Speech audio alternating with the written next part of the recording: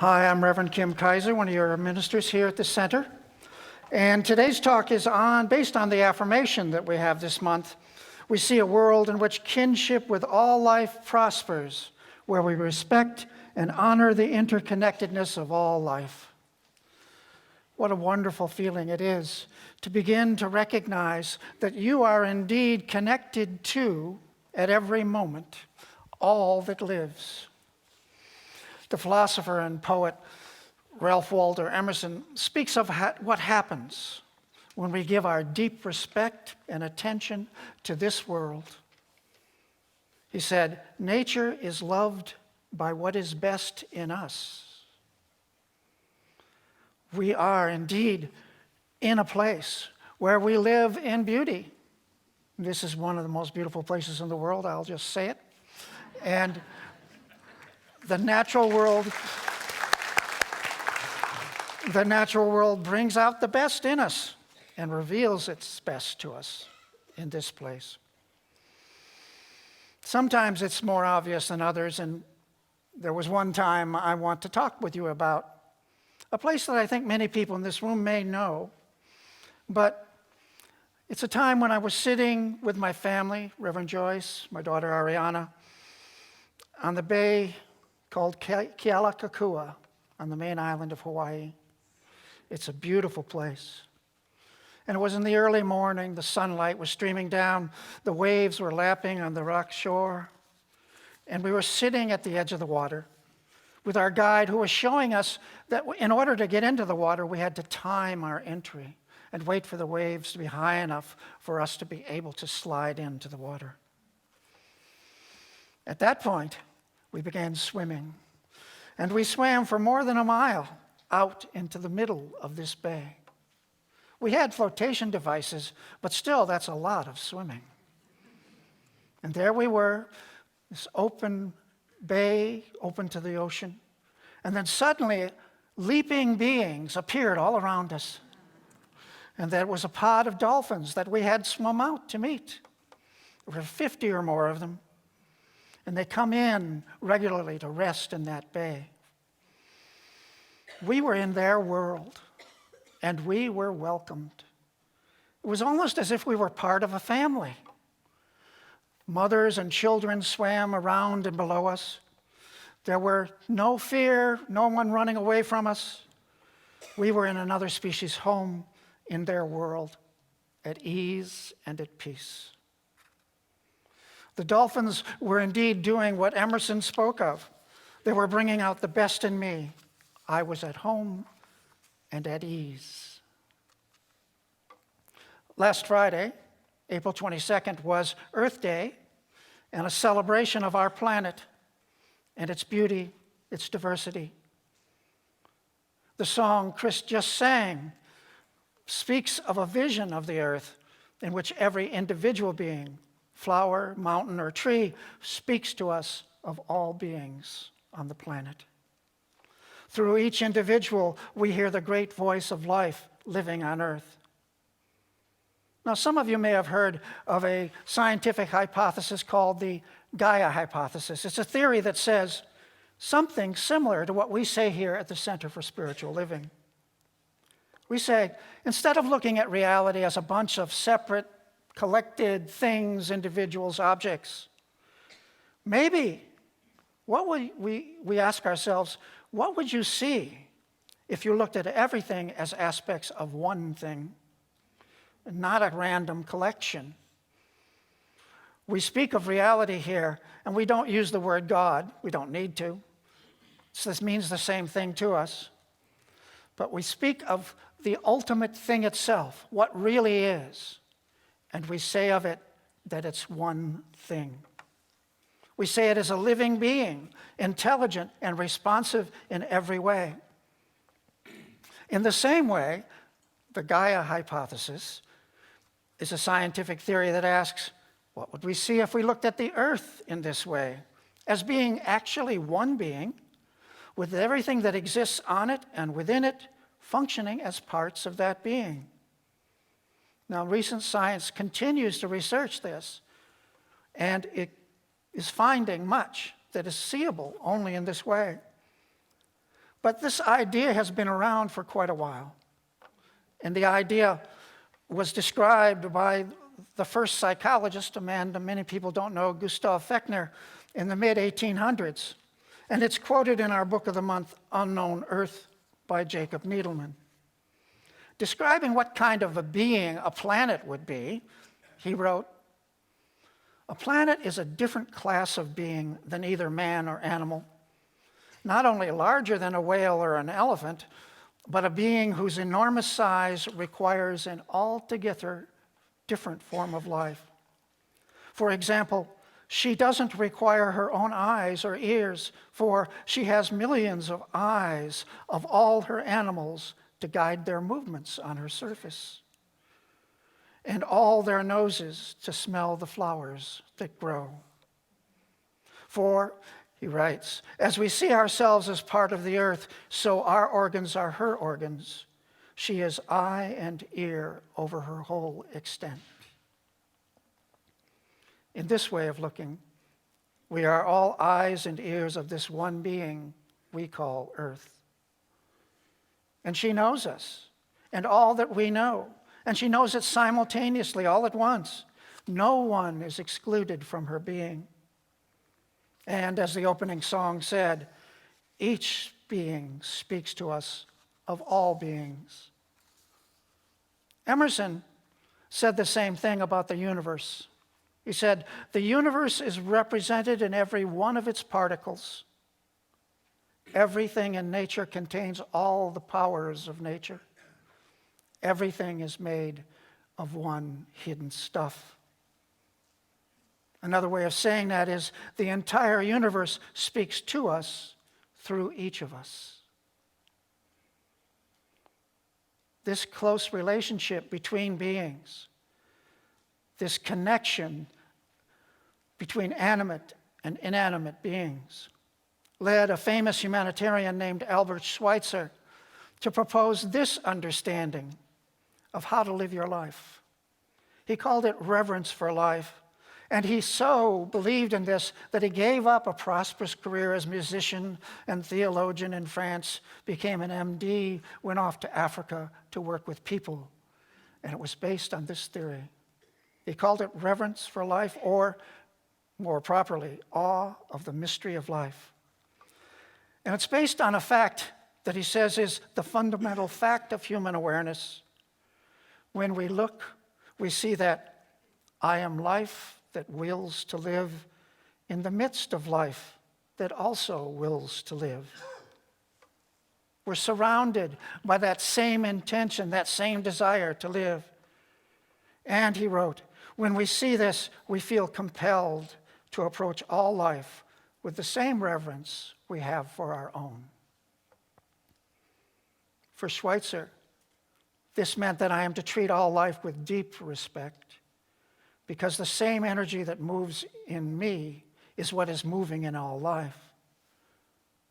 I am to treat all life with the same deep respect that I have for my own life, because it is my life, appearing there in you, appearing in everything, appearing in everyone. Many pet owners know about this because they look in their pet's eyes and they see someone that recognizes them, that loves them. They see that looking back at them in this dog or cat or dolphin is someone moved by the same fundamental desires, the desire to live and live fully, to love and be loved. This is recognizing the fundamental energy and movement that is life itself, expressing itself through desire, intention. And you see that it is fundamentally the same energy as yours. You are in fact seeing yourself there. And you are doing what that one being does, recognizing itself in every part of itself. Ernest Holmes, the founder of the teaching that we practice here at Center for Spiritual Living, said, "Your recognition of life is God itself within you, recognizing itself in everything you do. Your recognition of life is God's recognition of life. It's life acknowledging, knowing, and feeling and loving itself just in the recognition. Wherever we recognize life, we're seeing more of ourselves. As we swam in the midst of the dolphins, every once in a while you'd hear a click. And what was happening was the dolphins were checking us out or clicking us out by sending sound waves at us. You know, dolphins don't operate by vision. The ocean, the water might not be clear. They send out sound waves like sonar does. And they receive back a complete experience of your body. They experience your whole body in that returning sound wave, inside and out, all at once. They don't look at you. They feel you. They touch you with sound and feel your body's response. Many people report that they can tell if someone is sick or someone's pregnant because they will swim over and surround that person. And many report that they have been healed by the frequencies that the dolphins send in those clicks. It's as if they feel your whole being. They see what's lacking or different and are sending their energy to give you what you need and can use. A plant biologist has also reported that trees, years after you first walk by them, continue to respond to you every time you appear, even in the absence of many years. There's a spike in their energy that's recordable. It's as if they're remembering you every time you walk by. I often think about this as I'm hiking along trails I've been on before, that I'm known and recognized there, that people, trees, are responding, living beings are responding to me. And this is happening to us all the time. And not only plants and animals, but mountains do the same thing. Once, while on a hike on Mount Shasta, far above the tree line, I clearly heard the thought, I am you, here. It felt like the source, was telling me that when it is seen where Mount Shasta is, it looks like Mount Shasta. When it is seen where I am, it looks like me. Ernest Holmes spoke of this directly when he said, these mountains here do not reflect the glory of God. They are the glory of God. The mountain is God's idea of itself that way. We are all ideas of God. And God knows itself in an infinite number of ways. That one reality does. And we are that idea of itself right where you are. Ernest Holmes goes on to say, that is why we can commune with nature in her visible form. And that is why a tree can speak to us, which it most certainly can if we would develop the ability to listen. We recognize each other because we are made of the same substance and share the same life. Sometimes we say in this tradition that each of us is a drop in the ocean. But Ernest Holmes also said, not only is the drop in the ocean, all of the ocean is in the drop. And all of God is in each individual. And all of that one is seeking to be known and be known by you. The Islamic mystical poet Rumi wrote a poem entitled, Listen, O Drop. And he writes, have you ever seen the ocean wooing the drop, wooing the drop? We are being wooed by the one. It wants us to know it. It wants us to know it in all its forms, and it wants us to know that it is us everywhere. There's something seeking to make itself known to you. It makes itself known to you through everything that is, and it is everything. It is your source. It is your home. It is in and as everything you meet. Remember those puzzles you used to do as a child, where you would painstakingly, slowly connect dot after dot until suddenly a picture appears? Perhaps a dog or a doll, a kitten or a kite. An image that you would never see if you looked only at the dots. But once you've connected them, you're able to see how the image was there all the time. Reverend Edward has often referred to spiritual practice as dissolving the illusion of separateness. He says that our teaching tells us that what looks like a collection of separated, unrelated things, dots, or people, when you no longer look at them as separate, something emerges that was always there, but you never noticed or felt it so clearly before. When, through our awareness, we connect what we see with the common source from which it comes, the common source from which we share, we see much more than before. One day I was walking in Yosemite Park. Again, it was in the early morning. I was crossing a hanging bridge, looking over the side of the stream bed about 20 feet below. And as I got to the middle of the bridge, I looked up and found an equally surprised mountain lion walking toward me and just noticing me at the same time.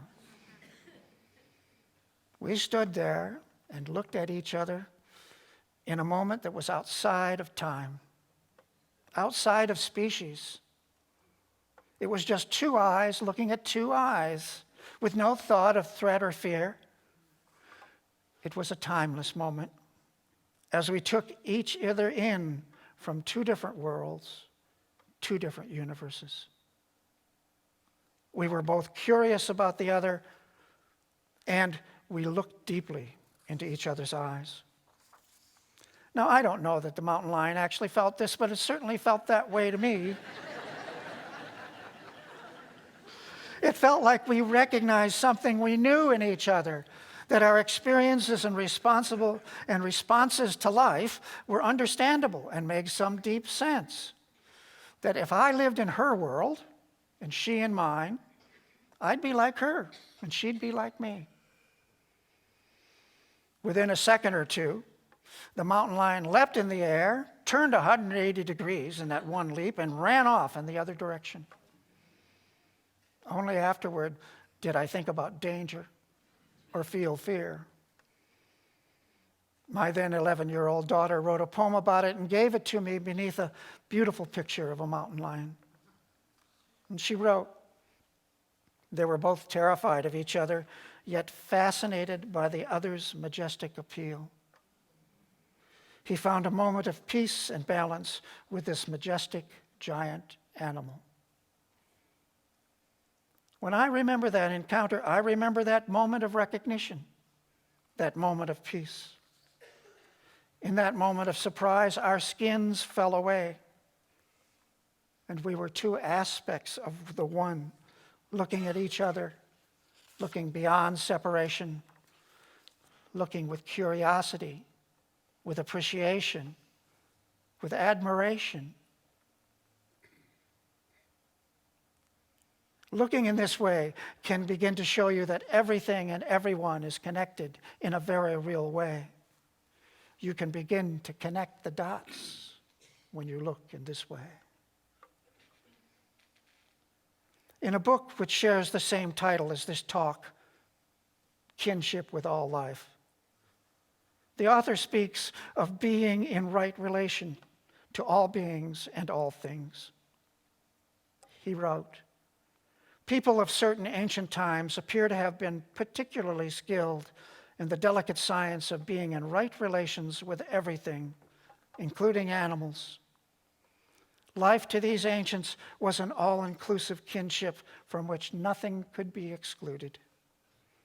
They refuse to make any separating barriers between mineral and vegetable, between vegetable and man, or between man and the great primal cause which animates and governs all things.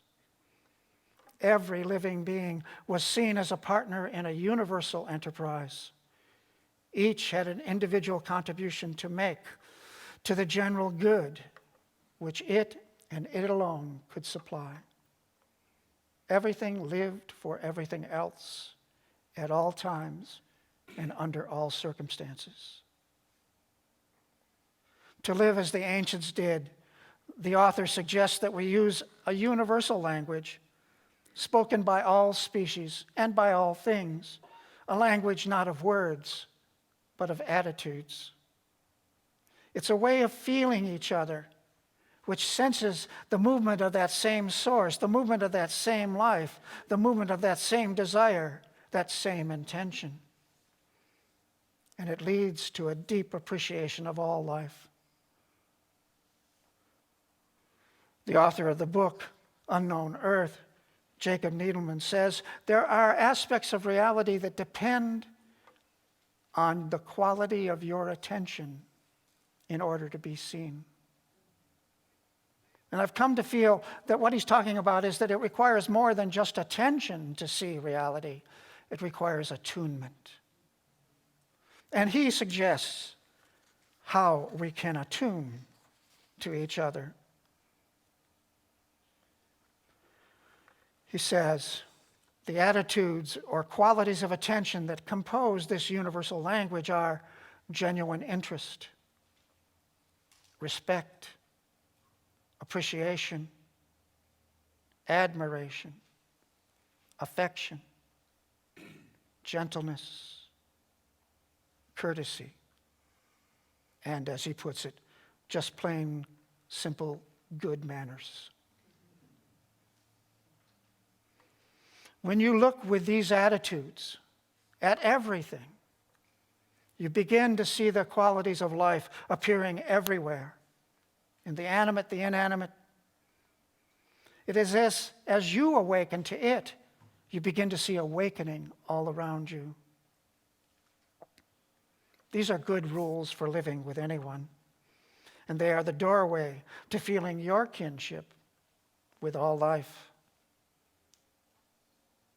If you'll join me in prayer.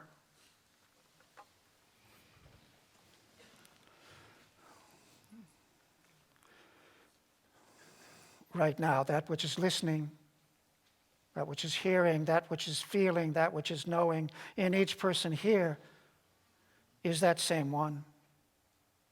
The one that is the source of all being, the one that is the source of life, the one that is the only knower, the only actor. And it is appearing as each one in this room, wherever it is, all of it is. All of the qualities of that one are present here, right now, in each one who is hearing. And I speak this word in this awareness, and I accept that each person here now knows in an increased way, ever increasing, the truth of their connection to all being. The truth that as they look at their world, they no longer are in some strange place. But when you look beneath the surface, you find the qualities of life, of love, of peace appearing everywhere. This is now known and cannot be forgotten. It appears in every moment of encounter without and within. I give thanks for this awareness. I give thanks for knowing this is so. And I simply release this word knowing that it is done by the one who is hearing it. And let it be. And so it is.